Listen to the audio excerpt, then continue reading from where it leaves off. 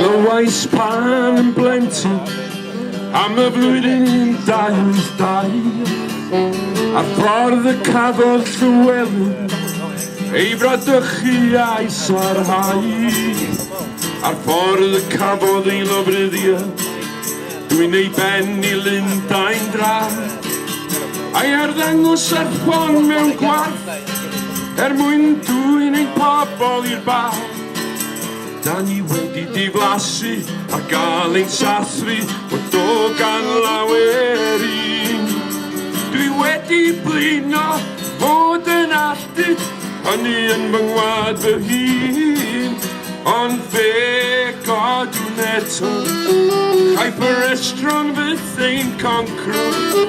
Bydd yr eryr yn hedfan yn rhydd o bydd yw ddydd o fe godwn eto chaiff y restron fydd ein concro. Bydd yr eryr yn hedfan yn rhydd o bydd yw ddydd.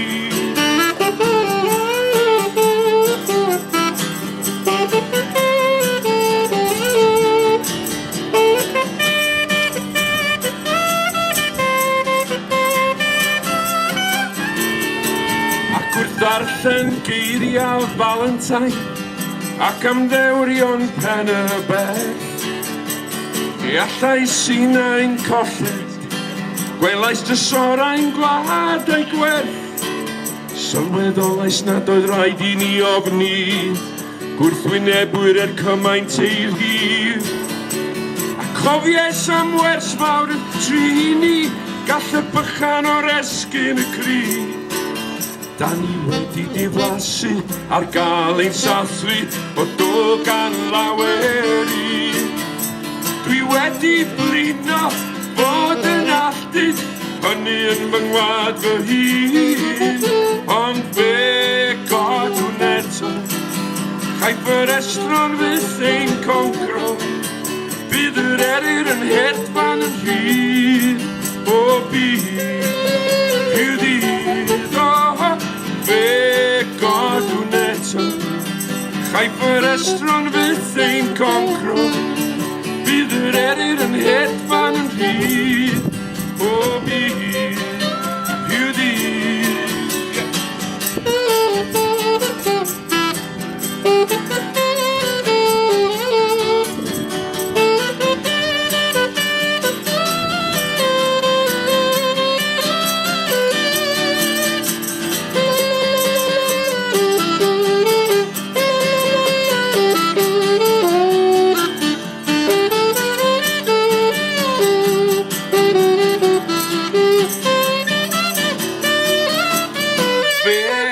Godwn eto chaiff y restron fydd ein concro.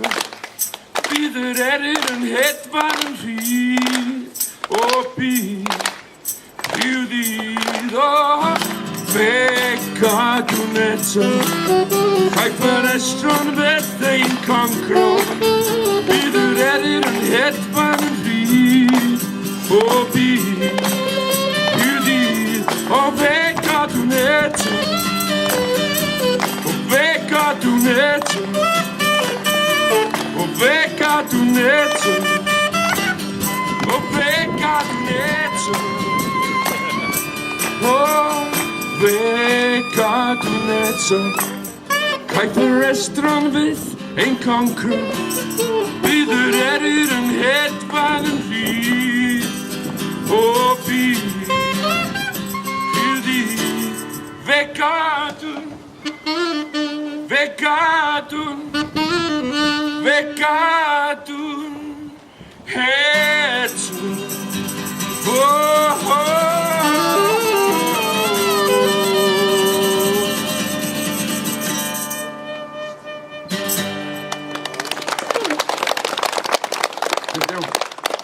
Fe godwn eto, we will rise again.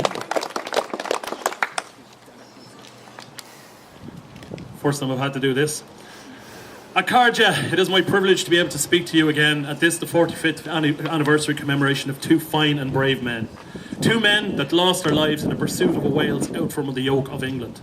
I speak, of course, of Alwyn Jones and his friend George Taylor, who were tragically taken from us prematurely near this spot 45 years ago while serving the cause of Welsh self-determination. I am reminded that surely they had a vision of their country different from the point we are at now. A point where there is still an Anglo pretender to the throne of Wales. A point in history where the real control of Welsh destinies are still held by a parliament in a foreign country. Is this not only to be the past, but also to be the continuing future? Surely not. But to change that future requires hard work and graft at all levels. Today, the methods of the past belong in the past, as new directions of struggle are opened up to us. But never let us forget that past, or those struggles, trials and tribulations, and the sad loss of those two heroes. I am also reminded of the sad passing of Nelson Mandela just a few short months ago. In his time, he was also forced to embrace a military strategy in his struggle. But from that strategy, his struggle evolved into peaceful methods. His persuasive methods and writings convinced a nation which had turned its face against the rest of the world to change. Nelson Mandela never gave up hope through many long years in prison. He kept up hope, for he knew that outside of those prison walls, a greater struggle was continuing. As the world learned of his plight and the injustice of the regime in South Africa, voices were raised against that regime until it became a crescendo that broke the South African government's will and resolve and allowed free and fair elections. And we saw the end of apartheid for good. It should be remembered, though, that apartheid South Africa did have a small, backward group of friends through the darkest excesses of that regime. Among those friends were Margaret Thatcher and the Conservative Party. The sickening hypocrisy of Cameron leading tributes to Nelson Mandela when he himself broke sanctions during apartheid to travel on several trade missions to foster greater connections between England and South Africa would make one vomit. The open support given by Thatcher, Cameron and the whole Tory party should never be forgotten. That same hypocrisy is what allows the Conservatives, along with the Liberals and the Labour Party, to throw everything they have into interfering with the democratic processes of Scotland as she decides on her future. Simply put, it has nothing to do with those hypocrites in Westminster, or their quisling lackeys in the so-called Scottish versions of those same parties, or with any Celtic nations decide in their future. It has nothing to do with those people. This message should be clear and stay out of our democratic processes. Those countries that decide to make those decisions are going to make them for themselves. If they continue to interfere, they make themselves no better than Vladimir Putin. It is now up to the people of Scotland to decide their destiny, as it should one day be up to the people of Wales, Ireland and the other Celtic countries to make their own decisions on their own individual destinies, free from blackmail, threats and coercion. Let us work to hasten that day. Charles Stewart Parnell once said, "No man has the right to fix the boundary of the march of a nation.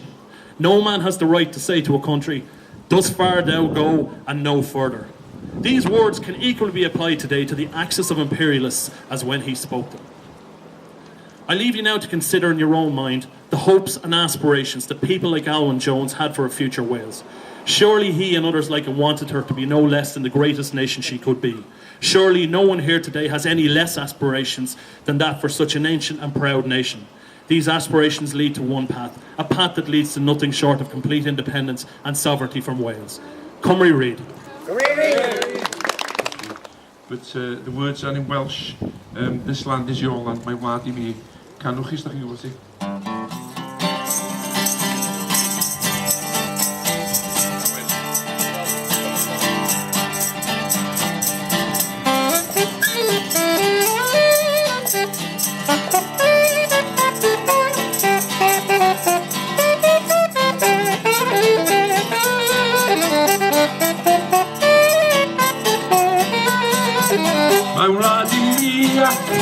Mae'n wlad I twytha o gopar wyna I lawr I treitha o'r de i'r gogledd o Môn I Fynwy Mae'r wlad hon yn ei ddwy ti a mi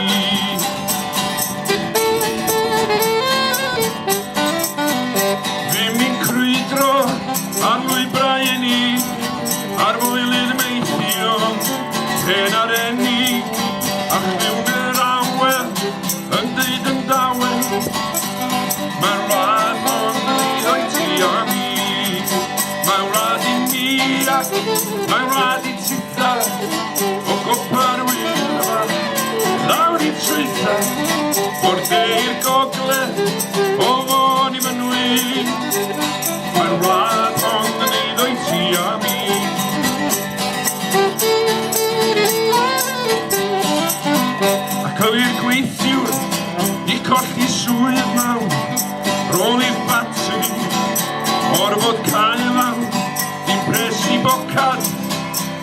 newid i'w deulu.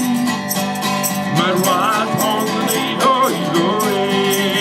Mae'n wlad I mi ac mae'n wlad I tita. O gopa'r wyddfa lawr i'r treita. O'r de i'r gogledd o ni fy nwy. Mae'r wlad hon yn neud o'i ti a mi.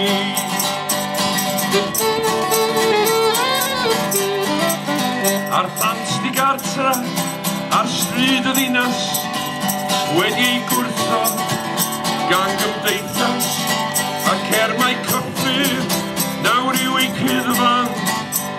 Mae'r wlad hon yn neud o iddynt hwy.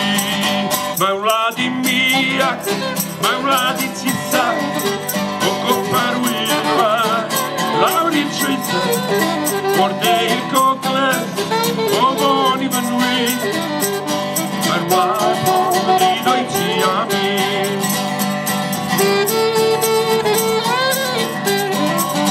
Ac bod estron yn dal I fyny, darn o'n ei teyrnas sy wedi pydru. Mae'n rhaid I godi ac wydd I canu. Bydd y wlad hon byth yn eiddo I chwi. Mae'n wlad I mi ac mae'n wlad I titha. Gopa'r wyddfa lawr i'r treitha. O'r de i'r gogledd o fôn I fy nwy. Mae'r wlad hon yn ein o'i ti a mi.